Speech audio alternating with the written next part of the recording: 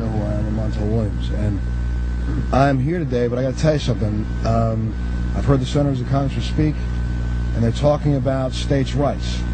They're talking about the difference between states' rights and federal rights. But I got to tell you something. What the abomination is to me is that we're standing here on the Capitol steps.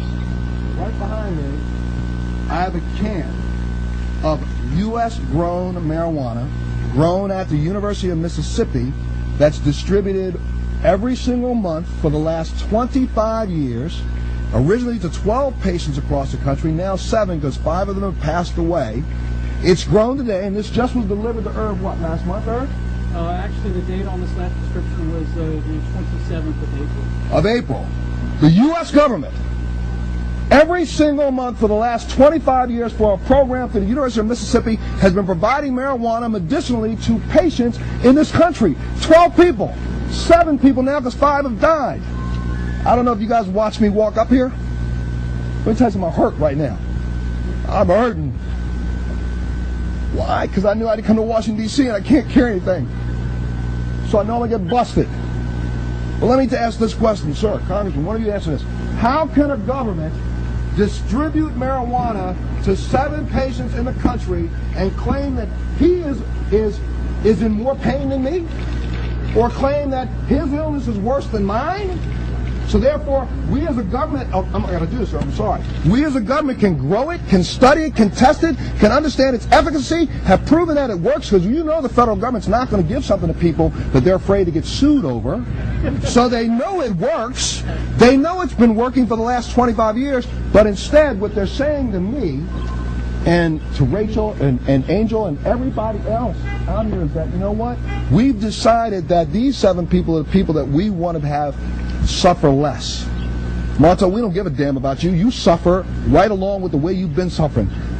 They've all talked about the drugs that are available. Oxycontin, morphine, Talwin, Percocet, Ultracet, Vicodin. Go down the list. I've taken them legally. Not one of them does anything to me other than shut down my intestines, cause me to go to the bathroom 17 times a day. It still hurts. I can drool in a corner and not be a tax-paying member of this society. Because if I go on morphine, that's exactly what I will do. I'll lay in the corner and drool and urinate on myself. So instead, I choose to do what our federal government has done for 7 people. I choose to do that for myself. This is really so simple, it's ignorant. We could change this from a Schedule 1 to Schedule 2 drug, problem solved. But instead, we got to come up with 95 different bills and different ways to trick people into understanding that we claim to be a compassionate nation. We're shoving democracy down everybody's throats around the world at prices that none of us can afford. And all we're asking for is for us to be compassionate and understand what democracy was based on. Ladies and gentlemen, I spent 22 years in the military.